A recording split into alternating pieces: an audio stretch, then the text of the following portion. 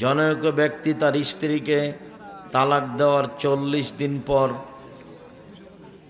আবার তাকে বিয়ে করেছে, এই বিয়ে কি ইসলামের দৃষ্টিতে বৈধ? হ্যাঁ, ঠিক আছে। যদি এটা এই এক বৈঠকে 3 তালাক দিয়ে দিয়েছে, মানুষের বৈঠকে বিচ্ছিন্ন করে নিয়েছে, তাহলে সমস্যা নেই। আর এটা যদি 3 বারের 3য়-বারে তালাক হয়ে থাকে তাহলে ফেরত নিতে পারবে না। এক বৈঠকে 3 তালাক 1 তালাক, 1000 তালাকে 1 তালাক। অতএব এইটা 90 দিন পরে ফিরিয়ে নিতে পারে বিবাদ ছাড়াই। 90 দিনের মধ্যে, 90 দিন পরে নয়, 90 দিনের মধ্যে। 90 দিন পার হয়ে গেলে বিবাহের মাধ্যমে ফিরাতে হবে। আল্লাহ তাআলা বলেন, তিনি তোমাদের নাম রেখেছেন মুসলিম। সূরা হজ এত। যদি মুসলিম হিসাবে আল্লাহর প্রদত্ত পরিচয় মূল, তাহলে আলাদা কোনো গোষ্ঠীর নাম নেওয়া কেন প্রয়োজন? এটি কি আল্লাহর প্রদত্ত পরিচয়ের বাইরে চলে যায় না? যারা আল্লাহ রাসূলকে মানে তারাই মুসলিম, কিন্তু মুসলিম নাম দিয়ে বেঁচে থাকা সহজ। কাদিয়ানি বলে আমরা মুসলিম, শিয়া বলে আমরা মুসলিম, বাউলেরা বলে আমরা মুসলিম, কিন্তু আহলে হাদিস এরা বলতে পারবে না নিজেকে। আহলে হাদিস মুসলিম, কোরআন এবং সহিহ হাদিস মেনে চলা মুসলিম। আহলে হাদিস মুসলিম, তবে কোরআন এবং সহিহ হাদিস মেনে চলা মুসলিম। যেখানে যারা মানুষের মতামতকে উপেক্ষা করে কোরআন এবং সহিহ হাদিস মেনে চলে, তাদের প্রচলিত নাম আহলে হাদিস। যেখানে যারা মানুষের মতামতকে উপেক্ষা করে কোরআন এবং সহিহ হাদিস মেনে চলে, তারাই আহলে হাদিস। ফকির হোক আর ধনী হোক, আর রাজা হোক আর বাদশাহ হোক, যে হোক না কেন। অতএব মুসলিম হয়ে বেঁচে থাকা সহজ। সবাই নিজেকে কি বলে? মুসলিম বলে। কিন্তু সঠিক আকীদার দাবিদার হয়ে বেঁচে থাকা কঠিন। আর অন্যরা বলবে যে ও কাঁদিয়ে নিয়ে যাও, মুখে যে তমুকে।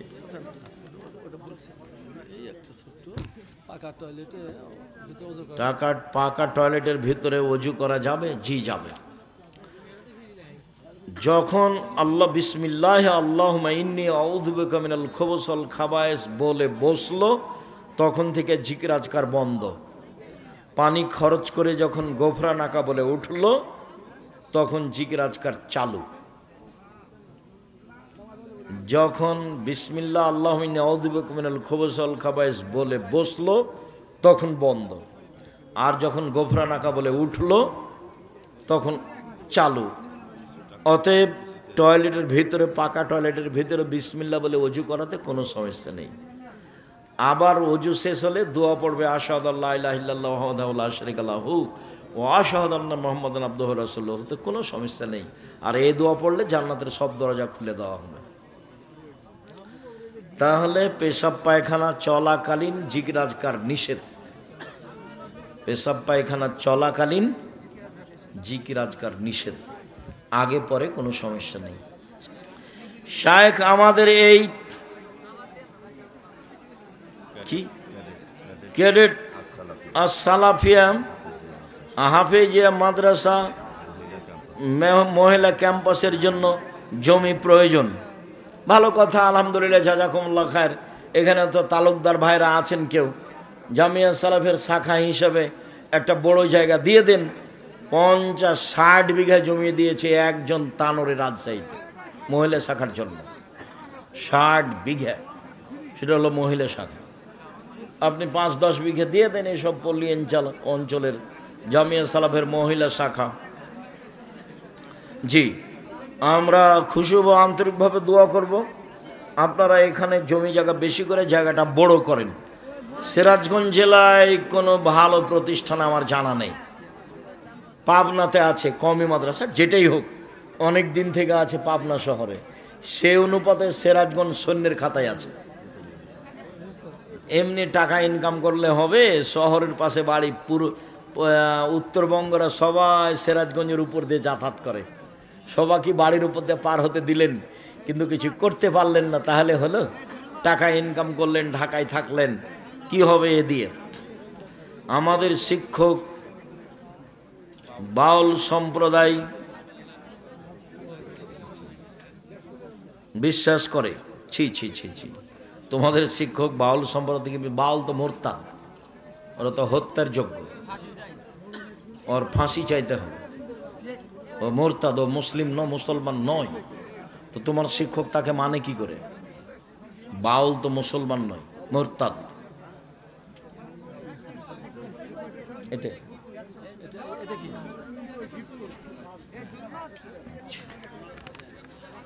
আসসালামু আলাইকুম। আমরা সেখানে থাকি যেখানে সেখানে ইসলামের নিয়ম নীতি ভিন্ন। বাড়িতে কিছু বয়স্ক ছোটদের কোরআন মাজিদ শেখানো হয় একসাথে, সপ্তাহে একদিন দিনই আলোচনা হয়। আমরা সবাই মিলে কিছু টাকা কালেকশন করেছি, তাই সকলের জন্য দোয়া চাই। ভালো করো, প্রতিষ্ঠান গড়ো। ওই হঠাৎ একদিন কিছু করে সফল হওয়া যাবে না, প্রতিষ্ঠান দিয়েই সফলতা অর্জন করতে হবে। প্রতিষ্ঠান করলে আমি না পারলে আমার ছেলে মেয়ে পারবে, তার ছেলে মেয়ে পারবে।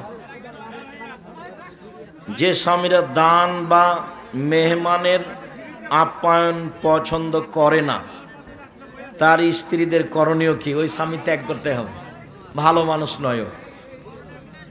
আপনার স্বামীকে আপনি বুঝান, আপনার স্বামী এত নিম্ন শ্রেণীর মানুষ কেন?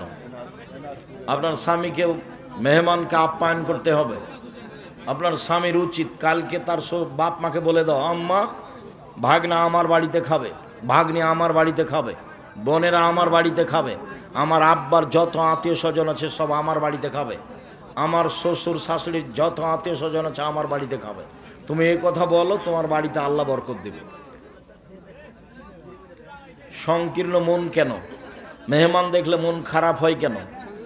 কতদিন বলেছি, তোমার মা 12 জন মানুষের ভাত রান্না করতে ঢেঁকিতে ধান ভেঙে ঝাঁথায় আটা পিষে। এখন তোমার স্ত্রী যেখানে রান্না করে সেখানে ফ্রিজ আছে, সেখানে গ্যাসের চুলা আছে। তারপরে মেহমান দেখলে তোমার স্ত্রী নাক সিটকানি দেয় কেন? হয় তাকে তোমার মায়ের মতো করো, না হলে বউ তালাক দিতে হবে। হস্তিনী বউ রাখা যাবে না। মেহমানকে খাওয়াতে শিখতে হবে, এটা জরুরি। ও দিয়ে জান্নাত সহজ। এটা উঠে দেয়। আমাদের গ্রামে একটা কেন্দ্রীয় মসজিদ ছিল, সে মসজিদ ভেঙে কেন্দ্রীয় মসজিদ সহ 3টি মসজিদ হয়েছে। একটা মসজিদ কেন্দ্রীয় মসজিদ থেকে 200 থেকে 250 মিটার দূরে অবস্থিত। সে মসজিদ কি সেই মসজিদে সালাত হবে না? সে মসজিদে সালাত হবে না। এই মসজিদ বাড়ানো যায় না, আসার পথ নেই, এই মসজিদ অক্ষ করা নেই। তখন আর একটা মসজিদ পাশে হতে পারে, তাছাড়া হবে না। জোর জুলুম করে ধর্ম চলে? এই কি নির্বাচন নাকি যে জোর করে ভোট নিয়ে তোমরা নেতা হয়ে যাবে? ওটা হারাম। পরের মসজিদে সালাত হবে না। মরার পরই জাহান্নাম। ও হলো জালেম। আর জুলুম খুব কঠিন জিনিস, বিচারও পরে হবে।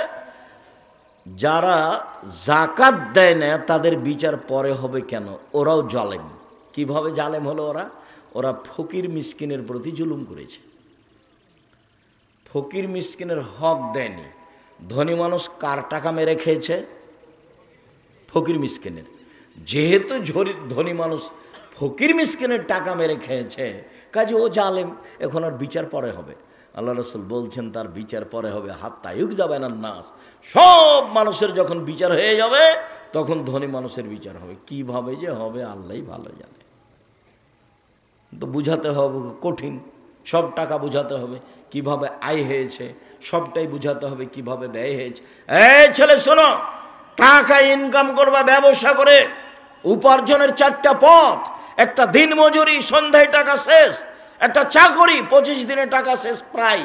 আর একটা হলো জমি চাষ, সমান সময় না হয় লস, সমান সমান না হয় লস। 4 ব্যবসা।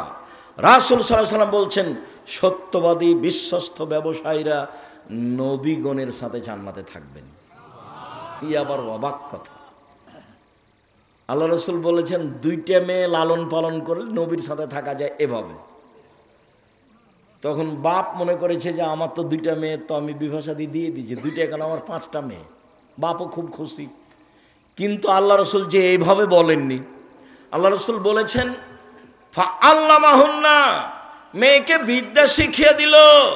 2 আদাবাহুন্না, তাকে শিষ্টাচার শিখিয়ে দিল। আহসানা ইলাইহিন্না, তার সাথে সদাচরণ করলো। ওয়াজাওয়াজাহুন্না, তার বিবাহ শাদী দিয়ে দিল। সেই বাপ আমার সাথে জান্নাতে এভাবে থাকবে।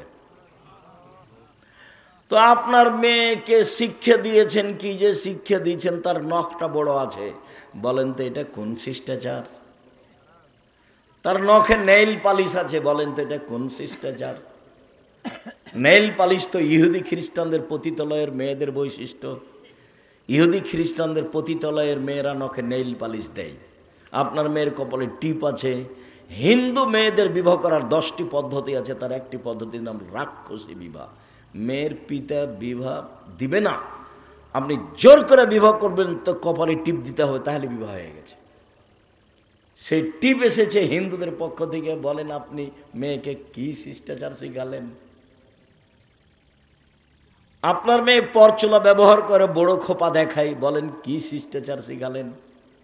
ভুরু তোলে চিকন করে রেখেছে, এইটা কি শিষ্টাচার? দাঁত ছিলে ফাঁকা ফাঁকা খোলা খোলা করে রেখেছে, এইটাই কি শিষ্টাচার? উঁচু স্যান্ডেল পরে নিজেকে লম্বা দেখাই, এইটাই কি শিষ্টাচার? ব্রেসের পরে নিজেকে যুবতী দেখাই, এইটাই কি শিষ্টাচার? সামনের চুল ছোট করে রেখেছে, এইটাই কি শিষ্টাচার? আস্কারা মাস্কারা কি কি মুখে লাগিয়ে ভ্যানে ঘুরছে, ভ্যানে চড়ে। ভ্যানওয়ালা কি স্বামী? রিক্সাওয়ালা কি স্বামী? সেভাবে ওভাবে ঘুরছে, এইটাই কি শিষ্টাচার? ভ্যানিটি ব্যাগ নিয়ে সিরাজগঞ্জ বাজারে চলে গেছে, এইটাই কি শিষ্টাচার? কোনটা শিষ্টাচার? আল্লাহ রসুল বলছেন যে ওই পিতা আমার সাথে জান্নাতে থাকবে যে পিতা মেয়েকে বিদ্যা শিখিয়ে দিল, 1, 2 শিষ্টাচার শিখিয়ে দিল, 3 ভালো আচরণ করলো, 4 বিবাহ শাদী দিয়ে দিল। সেই পিতা আমার সাথে জান্নাতে এইভাবে থাকবে। জান্নাতে রাসূলের সাথে থাকা কঠিন। একজন সাহাবী রাসূলের সাথে রাতে ছিলেন, তো অজুর পানি আর মেশক নিয়ে রাসূলের কাছে উপস্থিত। আল্লাহ রসুল খুব খুশি হয়েছেন। বাহ, ভালোই তো, তুমি তো অজুর পানি নিয়ে এসেছো, তুমি তো মেশক নিয়ে এসেছো, খুব খুশি। সালমা শেতা, তুমি যা চাও চাও আমি দিয়ে দেবো। মোহাম্মদ সাল্লাল্লাহু আলাইহি ওয়াসাল্লাম বুঝতে পারেন যে কি চাইবে। নবী হলে কি হবে, গায়েবের খবর জানেন না। আমার মাঝাবি ভাইরা মনে করছেন যে নবী গায়েবের খবর জানেন। পাশের একটা লোক, পাশে বউ ঘুমাননি, এমনি ভান করে শুয়ে আছেন আয়েশা রাদিয়াল্লাহু তাআলা আনহা, আর রাসূল মনে করছেন যে আয়েশা ঘুমিয়ে গেছে। অথচ আয়েশা বলছেন যে আমি ভান করে ঘুমিয়ে আছি। ভান করে ঘুমা বুঝেন না? ভান করে ঘুমিয়ে আছি। দেখি মুহাম্মদ সাল্লাল্লাহু আলাইহি ওয়াসাল্লাম কি করেন, কোথায় উঠে যান। দেখলাম ধীরে উঠলেন, ধীরে জুতা স্যান্ডেল পায়ে দিলেন, কাপড় গায়ে দিলেন, ধীরে দরজাটা খুললেন, আমি যেন জানতে না পারি। দরজাটা খুলে বের হলেন, বাহির থেকে দরজাটা টেনে বন্ধ করে দিলেন, চলে গেলেন। আমিও উঠলাম, দেখি কি কোথায় যান।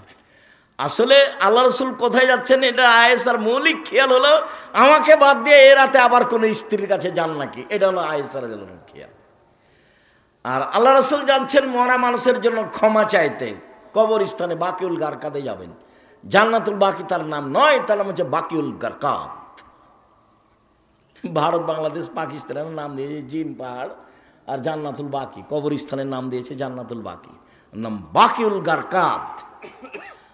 তো এবার উঠে দেখছেন, দেখি কোথায়, ওই যে কবরস্থানে 100 গজ দূরে হবে, ওর পাশেই মসজিদে নববীর সাথে কবরস্থান। ওই যে হাত তুলে দোয়া করলেন, 1 বার 2 বার 3 বার হাত তুলে দোয়া করলেন। তারপরে হাঁটতে লাগলেন ফিরে, আমিও ঘুরে হাঁটতে লাগলাম। দেখলাম জোরে হাঁটলেন, আমিও জোরে হাঁটলাম। দেখলাম একটু দৌড়াচ্ছে, আমিও জোরে দৌড়াচ্ছি। আমি আগেই বিছানে চলে এসেছি। আমি যখন আগেই বিছানে চলে এসেছি, আমার পাশে এসে বলছেন, কি খবর আয়েশা, হাঁপাচ্ছ কেন? তখন আমি বললাম যে আমি তো মিথ্যে কথা বললে জিবরাইল আপনাকে বলে দিবে, আসলে আমি পরীক্ষা করছিলাম আপনি যান কোথায়, তো দেখলাম এই হাদিস মুসলিম। সম্মানিত দিনী ভাই বোন, কথা প্রসঙ্গে কথায় এসে সেই জন্য বলছিলাম পাপের জগতে বড় পাপ মানুষের বদনাম, গীবাত, কিন্তু মানুষের সাথে জড়িত পাপ। জেনা মহাপাপ। রাসূল সাল্লাল্লাহু আলাইহি সাল্লাম বলেন, আল বিক্র বিল বিক্রে জিলদু মিয়া তাগরিব সানা। অবিবাহিত ছেলে মেয়ে যদি জেনা করে 100 লাঠি পিটিয়ে এলাকা থেকে 1 বছরের জন্য তাড়িয়ে দিতে হবে। তিনি বলেন, আসাইবা বিসাইবা রাজম। বিবাহিত পুরুষ নারী যদি জেনা করে তাহলে তাকে ইট ঢেল পাথর দিয়ে মেরে মেরে মেরে ফেলতে হবে, তাকে মারতেই হবে। বিবাহ করার পরে জেনায় লিপ্ত হলে তার বেঁচে থাকার পৃথিবীতে কোনো পথই নেই। 3 শ্রেণীর মানুষকে হত্যা করতে হয়, 2 শ্রেণীর মানুষের বাঁচার পথ আছে। এক, কেউ বলল আমি কোরআন মাজিদ মানি না, তাহলে ও মোরতাদ, সরকারিভাবে তাকে হত্যা করতে হবে। সরকারিভাবে তাকে ফাঁসির মঞ্চে নিয়ে যাওয়া হয়েছে, ফাঁস গলায় দেওয়া হবে। ও বলছে আমার ভুল হয়েছে, আমার ভুল হয়েছে, আমার ভুল হয়েছে। কোরআন মাজিদ আল্লাহর বিধান, আল্লাহর কালাম, আমি ভুল স্বীকার করলাম, তখন তাকে ফাঁস থেকে নামিয়ে নিতে হবে। পাপ ছিল হত্যার। 2, কেসাস। আপনি আমাকে হত্যা করেছেন, আমার বাপ আপনাকে হত্যা করে নেবে, এর নাম কেসাস। কোরআন মাজিদে উল্লেখ হয়েছে আয়াত, কত হাদিস। এখন আপনার কেসাস হিসেবে আপনাকে ফাঁসির মঞ্চে নিয়ে যাওয়া হয়েছে, আপনি আমাকে হত্যা করেছেন, এখন আপনার গলায় ফাঁস দেওয়া হবে। তখন আমার বাপ মা চিল্লাচিল্লি করে বলছে, আমরা মাফ করে দিলাম, কেসাস নিব না, আমরা মাফ করে দিলাম, কেসাস নিব না। তাহলে তাকে ফাঁস থেকে নামিয়ে নিতে হবে। পাপ ছিল হত্যার যোগ্য, কিন্তু ফাঁসি হলো না। 3, বিবাহ করার পরে যদি কেউ জিনায় লিপ্ত হয় তাহলে তাকে ইট ঢেল পাথর দিয়ে মেরে মেরে মেরে ফেলতে হবে, ফাঁসি দিতে হবে। বেঁচে থাকার পৃথিবীতে কোনো পথঘাট নেই। 1 মিনিট। গামিদ সম্প্রদায়ের একজন মহিলা এসে বলছে আল্লাহ রসুলকে, তাহিরনি ইয়া রাসূলুল্লাহ, আল্লাহ রসুল আমাকে পবিত্র করেন। মহিলা এসে বলছে, তখন আল্লাহ রসুল বলছেন, ইরজাই, বাড়ি ফিরে যাও, আস্তাগফিরুল্লাহ, আল্লাহর নিকটে ক্ষমা চাও, ও তুবি ইলাইহি, তুমি তওবা করো, তোমার পাপ ক্ষমা হয়ে যাবে। তখন মহিলাটি বলছে, আতরাদ্দাদানি কামা রাদ্দাদা মাহিজ ইবনে মালিক। মাহিজ ইবনে মালিককে যেভাবে ফিরিয়ে দিয়েছিলেন তার বিচার না করে সেইভাবে কি আপনি আমাকে ফিরিয়ে দিতে চাচ্ছেন? ওয়ান্না হবলা মিনা জিনা, আমার পেটে অবৈধ সন্তান রয়েছে, দয়া করে বিচার করে দেন, আমাকে ফিরিয়ে দিয়েন না। আল্লাহ রসুল বললেন, ইরজাই হাতা তালে দি, বাড়ি চলে যাও, যেদিন তোমার বাচ্চা প্রসব হবে সেদিন বিচার করে দেব। মহিলা চলে গেল, বাচ্চা প্রসব হয়েছে। মুসলিম গ্রন্থে এসেছে, সবেমাত্র বাচ্চা প্রসব হয়েছে, তাকে ন্যাকড়া দিয়ে জড়িয়ে রাসূলের দরবার নিয়ে এসে বলছে, এ দেখেন বাচ্চা প্রসব হয়ে, বিচার করে দেন। দৃশ্য দেখে আল্লাহ রসুল অবাক হয়ে বলছেন, ইরজাই, বাড়ি ফিরে যাও, ফারদেই হে, বাচ্চাকে দুধ খাওয়াও, হাত্তা তাফতে মিহে, যেদিন বাচ্চা দুধ ছেড়ে দেবে সেদিন নিয়ে আসিও, বিচার করে দেব। মহিলা বাচ্চা নিয়ে চলে গেল, বাচ্চাকে 2 বছর দুধ পান করালো। 2 বছর পরে বিচারালয় উপস্থিত, তখন বাচ্চার হাতে 1 টুকরা রুটি রয়েছে। এই রুটি প্রমাণ করে বাচ্চা খাদ্য খেতে পারে। ফাওয়াসাদাহু বেদ রাজুলিন মিনাল মুসলিমিনা, বাচ্চাটাকে একজন মুসলমানের হাতে সমর্পণ করলেন আল্লাহ নবী। যাও, এই বাচ্চা তুমি লালন পালন করো। সঙ্গী সাথী, এই যাবো বেহা, মহিলাকে মাঠে নিয়ে যাও। আহফিরুল্লাহ সাদরিহা, মাঠে নিয়ে গিয়ে গর্ত খুঁড়ে বুক পর্যন্ত মাটিতে পুঁতে দাও। ফার জেমুহা, এরপরে চতুর্দিক থেকে ইট ঢেল পাথর মেরে মেরে তাকে বিদায় করো। সাহাবীগণ বলছেন, আমরা তাকে মাঠে নিয়ে গেলাম, গর্ত খুঁড়ে বুক পর্যন্ত মাটিতে পুঁতে দিলাম, চতুর্দিক থেকে ইট ঢেল পাথর মারতে লাগলাম। খালিদ বিন ওয়ালিদ বলছেন, একটা পাথর আমি তার মুখের উপরে মারলাম। ফাতানাজ্জাহ দাম আলা ওয়াজহি খালিদ, পাথরটা মুখে লেগে মুখ ফেটে রক্ত ছিটে খালিদের গায়ে লাগলো। ফাসাব্বাহা, খালিদ তাকে গালি দিয়ে বসলেন, এমনটা হতে পারে? ছি ছি ছি ছি ছি ছি, একজন জেনাকারিনী মহিলার গায়ের রক্ত আমার গায়ে লাগলো, এমনটা কিছু হতে পারে? আল্লাহ রসুল বলেন, মাহারে না খালিদ, খালিদ থামো, গালি দিও না। এ মহিলা এত ক্ষমা চেয়েছে, এ মহিলা এত তোবা করেছে, এ মহিলা এত ক্ষমা চেয়েছে, এ মহিলা এত তোবা করেছে। যদি বড় থেকে বড় পাপী এভাবে তোবা করে তবে তার পাপ ক্ষমা হবে। খালিদ, একে গালি দিও না। আবার তিনি বলেছেন, খালিদ, মদিনার লোককে যদি তার তওবা ভাগ করে দেওয়া হয় সবার পাপ ক্ষমা হয়ে যাবে। তারপরে তিনি তার জানাজা করলেন, কাফন দাফন করলেন। তার মানে তিনি ঘোষণা দিলেন তার পাপ ক্ষমা হয়ে গেছে। এক। দুই, জানাজা করলেন মানে তার পাপ ক্ষমা হয়ে গেছে। তিন, কাফন দাফন তিনি নিজে করলেন মানে তার পাপ ক্ষমা হয়ে গেছে। এরপরেও পৃথিবীর এত বড় মানুষ, পৃথিবীর ইতিহাসে এত বড় দামি মানুষ জন্ম নেয়নি, কেউ নিবে না কেউ। বিচারের মাঠে তিনি যা বলবেন তাই হবে। তার নাম মুহাম্মদ সাল্লাল্লাহু আলাইহি সাল্লাম। এত বড় মানুষ বুঝতে পারলেন তার পাপ ক্ষমা হয়ে গেছে, কিন্তু তাকে মাফ করতে পারলেন না। যাও, তোমার বিচার হবে না, তোমার তওবা কবুল হয়ে গেছে, তোমার শাস্তি হবে না, এই কথা তিনি বলতে পারলেন না। মানে তিনি শরীয়তের কাছে নিজেই জিম্মি। মানে বিবাহ করার পরে কেউ যদি জেনায় লিপ্ত হয় তাহলে তার বেঁচে থাকার পৃথিবীতে কোনো পথ নেই। এরপরেও যদি বিচার না হয়, আল্লাহর কাছে যদি কান্নাকাটি করে ক্ষমা চায়, তাহলে এই পাপ ক্ষমা হবে ইনশাআল্লাহ। কিন্তু যার বদনাম করেছেন দোকানে বসে, সেই পাপ আল্লাহর কাছে ক্ষমা চান দেখি। বুঝাতে পারিনি গীবাত কাকে বলে। যদি আমি বুঝাতে না পারি তাহলে আমার ব্যর্থতা। কথা সত্য, কিন্তু আপনাকে বুঝাতে পারলাম না। আমি বলেছি জিন্দেগিতে কখনো আর ওই দোকানের সামনে বসবেন না। আড্ডা পিটা চিরদিনের জন্য হারাম। দুইজন যেখানে আছে সেখানে যাবেন না। জমি চাষ করে খান, উপার্জনের পথ চারটে। দিন মজুরি করে খান, বাস, সন্ধ্যায় সময় শেষ, মরে গেলাম, দুনিয়া শেষ। তারপরে আপনি চাকরি করে খান, ছোট হোক বড় হোক যেটাই হোক না কেন, বৈধ। জমি চাষ করে খান, ব্যবসা করে খান। আমি কলার বিক্রি করে চকলেট বিক্রি করে খেতে হবে এই কথা আমি বলিনি। আমি চকলেট বিক্রি করে খেতে হবে মানে বলেছি কম থেকে কম পয়সার ব্যবসা করো। শ্বশুরের কাছে যৌতুক নিও না। ভিক্ষা করার টাকা দিয়ে চাউল কিনে ভাত খেয়ে বাদাত কবুল হবে। শ্বশুরের কাছে টাকা নিয়ে ওই টাকা দিয়ে চাউল কিনে ভাত খেয়ে বাদাত কবুল হবে না, এটাই চূড়ান্ত।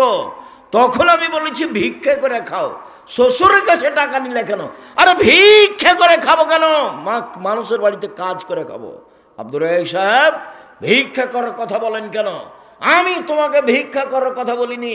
আমি তোমার বাপকে নিন্দা করেছি। তোমার বাপ কেন মানুষের টাকা নিল? তোমার বাপকে আমি এই জিনিসটা বলতে চেয়েছি, তোমাকে বলতে চেয়েছি। তোমার বাপের মুখ কালো হয়ে আছে, দেখো তুমি এখন পাশে।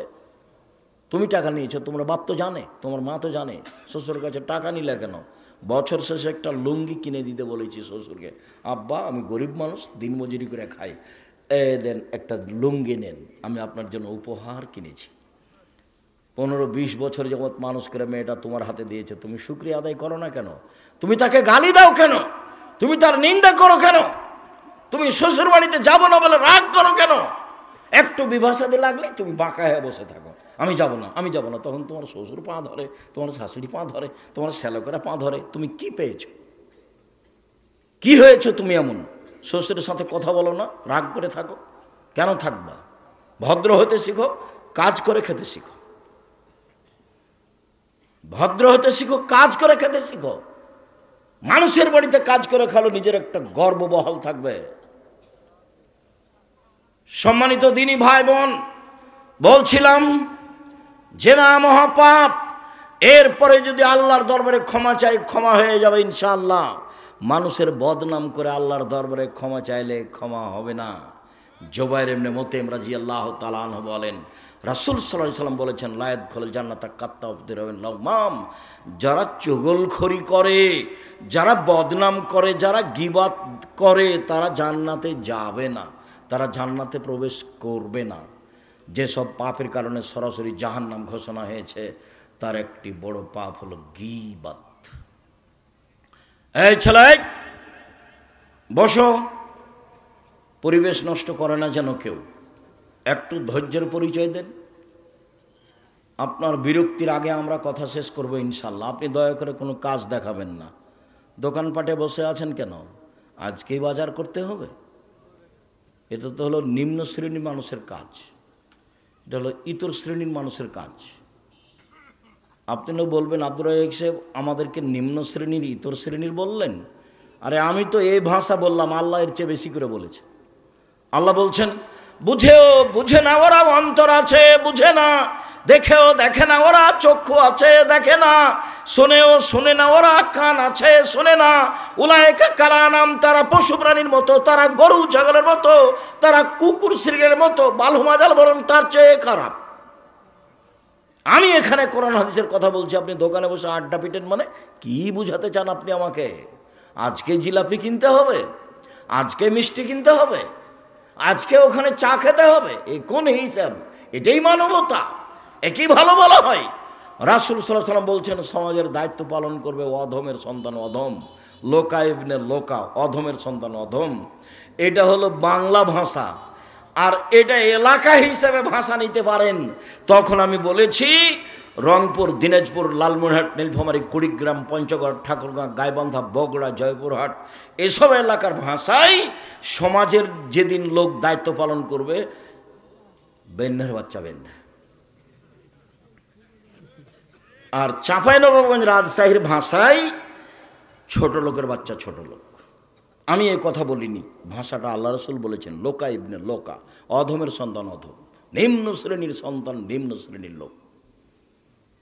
আর ঢাকার ভাষা, আমি ভাষাটা বলতে পারলাম না, অমুকের পোলা অমুক, এই ভাষা আমি আপনার সামনে বলতে পারলাম না। আল্লাহ রসুল বলছেন সমাজের যেদিন দায়িত্ব পালন করবে এইরকম মানুষ, লোকা ইবনে লোকা, বাংলা ভাষা অধমের সন্তান অধম, নিম্ন শ্রেণীর লোকের ছেলে, নিম্ন শ্রেণীর লোক যেদিন সমাজে দায়িত্ব পালন করবে। আমি কি করতে পারি? মুহাম্মদ সাল্লাল্লাহু আলাইহি ওয়াসাল্লাম এইভাবেই বলছে। একজন পল্লীর বেদুন মানুষ এসে বলছে মাতা সাত, কিয়ামত কবে হবে? তখন আল্লাহ রাসূল বলছেন এই যা উসসাদাল আমর, এই যে জয়াতিল আমানাত ফান্দাজের সাত, যেদিন 10 পয়সা ধ্বংস করা হবে সেদিন কিয়ামত হবে। তখন পল্লীর অশিক্ষিত মানুষ বলছেন যে 10 পয়সা ধ্বংস করা হলে কিয়ামত হবে, এই ভাষা আমি বুঝতে পারলাম না। তখন আল্লাহ রাসূল বলছেন এই যা উসসাদাল আমর ইলা গায়রি আহলি ফান্দাজের সাত, যেদিন দায়িত্ব অযোগ্য মানুষের হাতে তুলে দেওয়া হবে সেদিন কিয়ামত হবে। হেডমাস্টার অযোগ্য, হেড মাওলানা অযোগ্য, প্রিন্সিপাল অযোগ্য, ভাইস চ্যান্সেলর অযোগ্য, জেল সুপার অযোগ্য, মেম্বার, চেয়ারম্যান, এমপি, মন্ত্রী, ডিসি, এডিসি, দায়িত্বশীল যে যেখানে দায়িত্ব পালন করে যখন অযোগ্য হবে তখন কিয়ামত হবে। সবাই আত্মসাৎ করবে, টাকা মেরে খাবে, সেদিন কিয়ামত হবে। দেখেন মরণ একদিন আসবে, বইয়ে বইয়ে বিস্তারিত লিখে রেখেছি সব। জেনা এমন ভাবে বেড়ে যাবে, গাধা যেমন গাধীর সাথে মিলে লজ্জা বুঝে না, ষাঁড় যেমন গাভীর সাথে মিলে লজ্জা জানে না, মানুষ সেদিন খোলা মাঠে জেনা করবে, লজ্জা বুঝবে না। জেনা মানুষের কাছে পাপের কাজ নয়। 3টা পাপের কারণে ভূমিকম্প হবে, ভূমিকম্পে মানুষ আতঙ্কিত। 3টা পাপের কারণে ভূমিকম্প হবে। 3টা পাপের কারণে সন্ধ্যায় ছিল মানুষ, সকালে হবে শোর বানর, সন্ধ্যায় থাকবে মানুষ, সকালে হবে শুক্র বানর। সব সমস্যা নেমে আসবে 3টা পাপের কারণে। এক, এই যে সারিবুল খমুরা, মানুষ যখন নেশাদার দ্রব্য পান করবে তখন 3টা বিপদ নেমে আসবে। তার একটা হলো ভূমিকম্প। 2, জাহরাতুল কায়নাত, মেয়েরা যখন নাচবে, সব মোবাইলে মেয়ে নাচে, সব দোকানে মেয়ে নাচে, প্রায় সব বাড়িতে মেয়ে নাচে, প্রায় সব ঘরে মেয়ে নাচে। ভূমিকম্প তো স্বাভাবিক ব্যাপার। মেয়েরা যখন নাচবে তখন ভূমিকম্প হবে। যারা মোবিল মাসেব, যখন বাদ্যযন্ত্র বাজবে, সব মোবাইলে বাজনা বাজে, সব দোকানেই বাজনা বাজে, প্রায় সব বাড়িতে বাজনা বাজে। ভূমিকম্প দেরি হচ্ছে, এটাই আলহামদুলিল্লাহ। রাসূল সাল্লাল্লাহু আলাইহি ওয়াসাল্লামের কথা অনুপাতে দেরি হওয়ার কথা নয়। সম্মানিত দিনী ভাই বোন, বলছিলাম রাসূল সাল্লাল্লাহু আলাইহি ওয়াসাল্লাম বললেন হালতাদুল্লাহ মাল গিবাত, সঙ্গী সাথী বলতে পারো গিবাত কাকে বলে? সঙ্গী সাথী বলতে পারো গিবাত কাকে বলে? সঙ্গী সাথী বলতে পারো গিবাত কাকে বলে? তখন আল্লাহ রসুল বলছেন, সাহাবীগণ বলছেন আল্লাহ রসুল আলাম, আল্লাহ এবং আল্লাহ রসুল ভালো জানেন গিবাত কাকে বলে, আমরা বলতে পারছি না।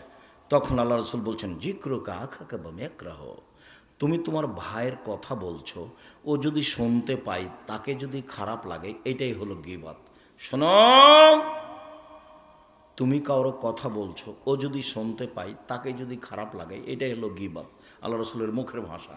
আল্লাহ রসুল গীবতের সংজ্ঞা দিচ্ছেন, পৃথিবীর মানুষ শুনে রেখো, তুমি কারো কথা বলছো, ও যদি শুনতে পাই, তাকে যদি খারাপ লাগে, এটাই হলো গীবত। এই পর্যন্ত আল্লাহ রসুল বলতেই সাহাবিগণ বলে উঠলেন, আরে তা ইনকানা ফিয়া মাকুলো। আল্লাহ রসুলও যদি চুরি করে থাকে, আমি বলি চোর, তাহলেও কি গীবত? আল্লাহ রসুলও যদি জেনা করে থাকে, আমি বলি জেনাকার, তাহলে কি গীবত? তখন আল্লাহ রসুল বলছেন, শোনো, ইনকানা ফিয়া মাতা করলো ফাঁকা দিকতাবতাহু, ও যদি চুরি করে থাকে তুমি বলো, তাহলে গীবত। ও যদি জেনা করে থাকে তুমি বলো, তাহলে গীবত। মেকুন মাথা করলো ফাঁকা বাহাত্তাহু, আর ও যদি না করে থাকে তুমি বলো, তাহলে অপবাদ। ও যদি না করে থাকে আর তুমি বলো, তাহলে অপবাদ। গীবতের ক্ষমার পথ হলো হাত ধরে ক্ষমা নিতে হবে, এক। দুই হলো, যদি হাত ধরে ক্ষমা না নেন, বিচার মাঠে নেকি দিয়ে বুঝিয়ে দিতে হবে। কয়টা নেকি করেছেন? আপনারা হিসাব যখন নেকি থাকবে না, তখন কি হবে? তখন আল্লাহ রসুল বলেছেন, ওর পাপ গীবত পরিমাণ নিতে হবে, দিয়ে ও জান্নাতে চলে যাবে, আর এ যাবে জাহান্নামে। এটা বিচারের পদ্ধতি। আর যদি অপবাদ হয়, তাহলে 80 লাঠি। যদি অপবাদ হয়, তাহলে কত লাঠি? 80 লাঠি ছাড়া আপনি পবিত্র হবেন না। কেন আপনি দোকানে বসতে গেলেন? আপনাকে আমি কতবার বলেছি, দোকানের সামনে যাবেন, আসসালামু আলাইকুম, আহমাদ লবণ আছে? জি আছে। 1 কেজি লবণ দাও। আহমাদ মরিচ আছে? জি আছে। 200 মরিচ দাও। বাস নেওয়া শেষে, টাকা দেওয়া শেষে, আসসালামু আলাইকুম। ওখানে আপনি বসলেন কেন? আপনাকে যে আমি বলেছি, 2 জন যেখানে বসে আছে সেখানে বসবেন না। আর আপনার বাড়িতে কোনো মহিলা মানুষ গেছে ধান চাউল কর্জ নিতে, তখন গিয়েই বলছে, আর শুনেছো বুবু, চাঁপে নওমজের ভাষা, এখন এই সিরাজগঞ্জে বুবু বলে কি না আমি জানি না, শুনেছো বুবু, এই ঘটনায় অমুক মেয়ের কথা শুনেছ? তখন আপনার স্ত্রী বলে, চুপ থাকেন, মুখ খুলবেন না।